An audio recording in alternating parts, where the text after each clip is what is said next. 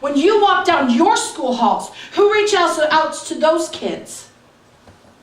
Who notices the girl sitting in the corner who's always alone? Or the young man who's always by himself and there is no friend for him at lunch? He sits at a table all by himself because your table's over here and their table's over here, and everybody's got their little labels in their little corner. You think I didn't go to school? I know school really, really well.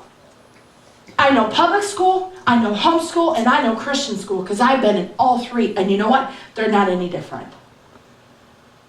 It's not any different, so what changes?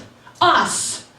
We have to change it. We have to teach our kids to be different, to notice those people, to reach out to them, because the only person who can reach out is us.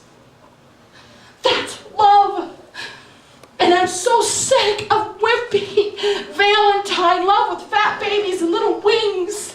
What about the fierce love of Jesus that runs after people and says, I'm not going to let you go?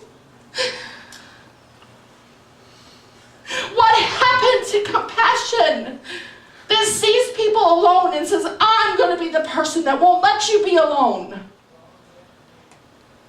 It's good. It's good. Chase after, yeah. Sorry, this has been passionate to me this week. Enough is enough. Amen. Society goes into a frenzy and it begins to try to fix the wrongs of the world with anti-gun and anti-bullying training. The problem is they miss the point. They ask the what, they ask the why, they ask the where, but they never ask the who. The answer to hate in our world that doesn't value life and is willing to steal someone's heartbeat is not a law or a program. It is a person. It's Jesus Christ. That's right. He's the ultimate Valentine card. He's the ultimate Valentine gift. He's everything that we need. Absolutely. John 15:13 says that greater love has no one than this, than that he laid down his life for his friends.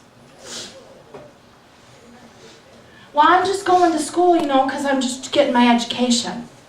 Yeah, but you're still called by God for a purpose. I don't care what age you are. And you can reach out to the people in your school.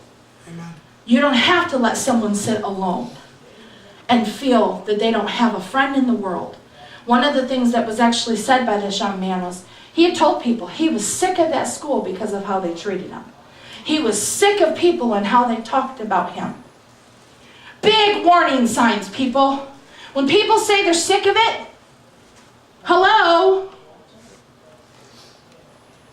See, my problem with the anti-bullying thing is I agree with it to a point, and to another point I don't. And coming from a bullying victim I was at a young age, for me to say I don't agree with it should say something.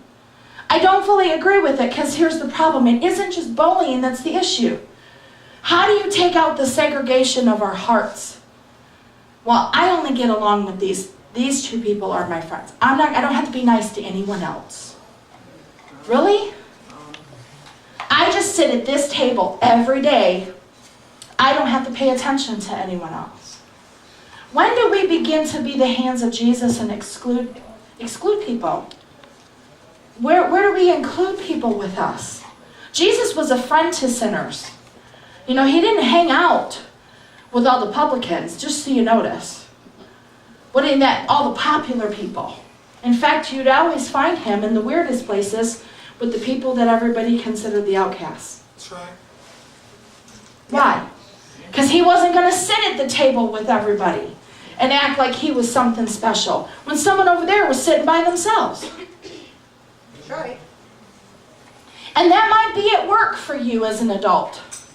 I know this lady at work and we sit in the lunchroom and everybody talks, but she's never included. Well, why don't you include her?